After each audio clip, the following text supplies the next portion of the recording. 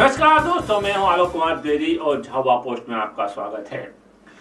विगत दिनों थांदला की एक नेचुरल गोल्ड आटा कंपनी में एसडीएम सहित अधिकारियों ने छापामार कार्रवाई की और पाया कि कई वहां पर अनियमितताएं हैं और इसी के चलते 9 लोगों को आरोपी बनाया गया, जिसमें से 7 आरोपी अभी झाबुआ जेल में हैं और जमानत का इंतजार कर रहे हैं। वहीं मुख्य आरोपी जो है लोकेश गादिया, जिस पर झाबुआ पुलिस कोतवाली में भी 420 की धारा लगी थी, वह अभी फरार है। एक महिला आरोपी भी फरार बताई जा रही है। सवाल यह है कि जो पुलिस आरोपियों को 24 घंटे में धर दबोचती है, वह लोकेश गादिया को अभी तक क्यों नहीं पकड़ पाई।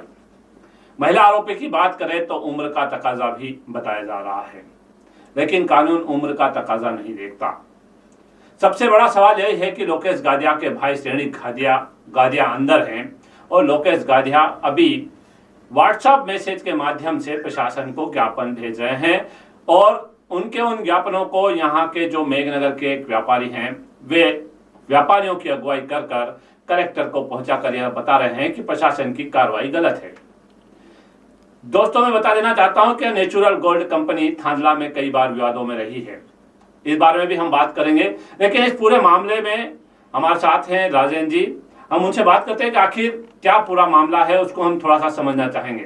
राजेंद्र जी, नेचुरल गोल्ड पे जो कार्रवाई हुई है, किस प्रकार हुई है, क्या मामला है और क्या कार्रवाई वहां पर हुई है, इसको थोड़ा हम समझना चाहेंगे। देखिए, बिल्कुल ये जो पूरा मामला है पूरे मध्य प्रदेश में आप पीडीएस सिस्टम से इसको जोड़ के देख सकते हैं। बालाघाट में जो खराब चावल की किस्म आई थी, उसके बाद वहां प्रशासन अलर्ट हुआ था और पीडीएस को लेकर जो प्रदेश के मुख्यमंत्री है शिवराज सिंह चौहान ने एक महत्वपूर्ण बयान दिया था, जिसमें उन्होंने कहा था कि जो गरीबों का अनाज है वो गरीबों तक नहीं पहुंच रहा और बिचौलिए जो लोग हैं उसको लेकर बड़ा मुनाफा कमा रहे हैं। इसको लेकर सभी कलेक्टर और कमिश्नर को निर्देश दिए गए थे, जिसके बाद झाबुआ में ये कार्रवाई की गई थी।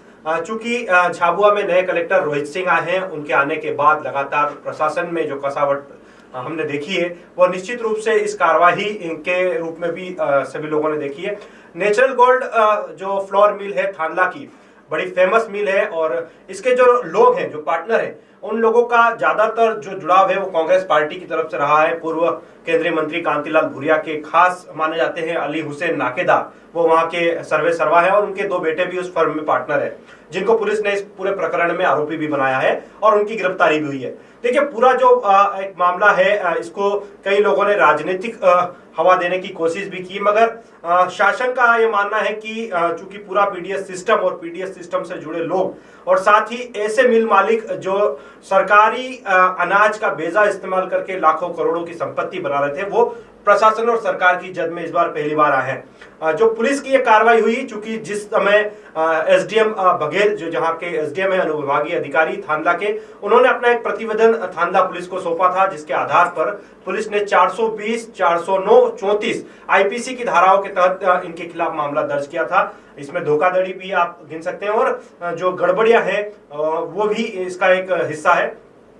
जो प्रशासन की ओर से जो जांच हुई है उसमें कई तरह की खामियां, जो स्टॉक है उसका मिलान भी किया गया, स्टॉक में गड़बड़ी आई है। साथ ही जो समर्थन मूल्य पर गेहूं खरीदी किसानों से होती थी, पूरा प्रकरण हम लोगों ने देखा, नजदीक से देखा। ऐसे कई किसान प्रशासन की जांच में निकल के सामने आए जिन्होंने अपना गेहूं कहीं और बेचा और कई किसान तो ऐसे भी निकल के आए कि जिनके नाम से कोई राजस्व रिकॉर्ड में भूमि नहीं है। उन किसानों के नामों से गेहूं खरीदी बताई गई और जो ये बड़ा फर्जीवाड़ा किया गया, इसको झाबुआ के प्रशासन ने और एसडीएम के वहां के लोकल प्रशासन ने कलेक्टर की अगुवाई में इसको किया और उसको अमली जामा पहनाने के लिए अब लगातार प्रयास किए जा रहे हैं।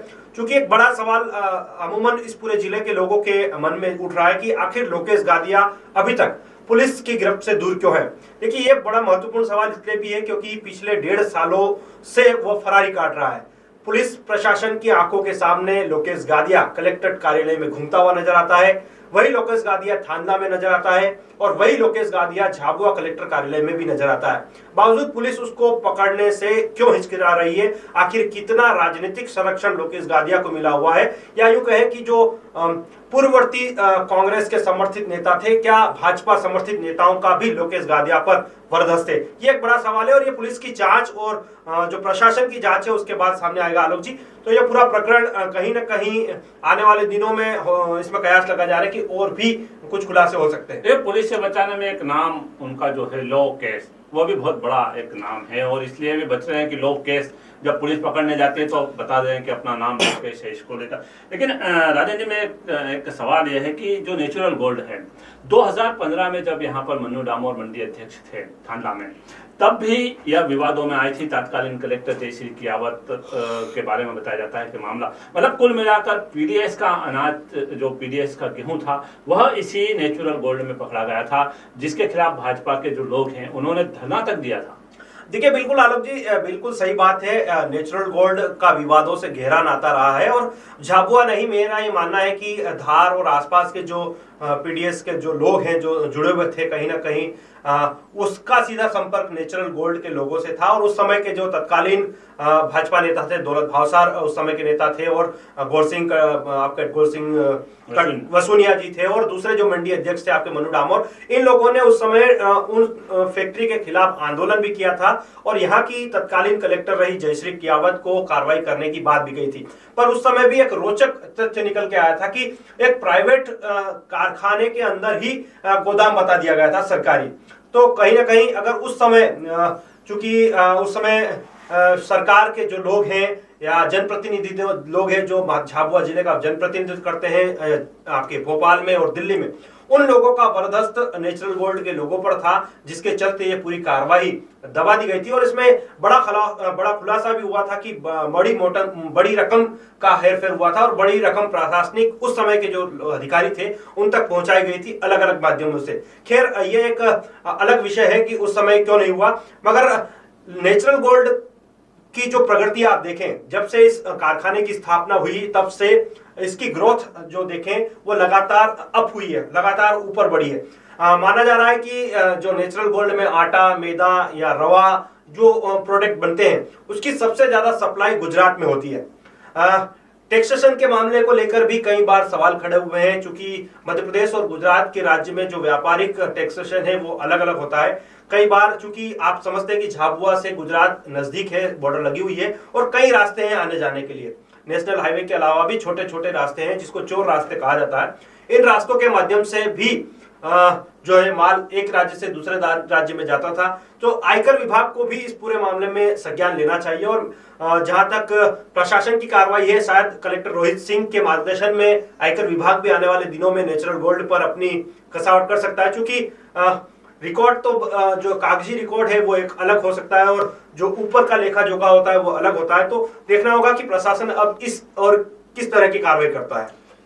तो नेचुरल गोल्ड कुल मिलाकर विवादों में है। इस विवादों में एक युवा और जुड़े हैं, खास तौर पर आदिवासी युवा। जो पीडीएस का जो गेहूं गरीबों के लिए आता था वह युवाओं तक नहीं पहुंच पा रहा है या गरीबों तक नहीं पहुंच पा रहा है। इसी को लेकर युवाओं ने प्रधानमंत्री मोदी को पत्र लिखा है कि नेचुरल गोल्ड जैसी कंपनियों की जांच सीबीआई से कराई जाए, ताकि जो पीडीएस का गेहूं झाबुआ, धार, बड़वानी और अलीराजपुर जैसे आदिवासी बहुल्य गरीब लोगों के लिए आता है, वह इन आटा मैदा मिलों में जो रसूखदार है उनके माध्यम से चला जाता है। और जब कार्रवाई होती है तब तक जो कागज हैं उनका पेट भर दिया जाता है और जो रसूखदार हैं वह बचकर निकल जाते हैं। हालांकि वर्तमान कलेक्टर के जब से आए हैं तब से उनकी कार्रवाई के बीच रसूखदारों को जेल जरूर जाना पड़ा है।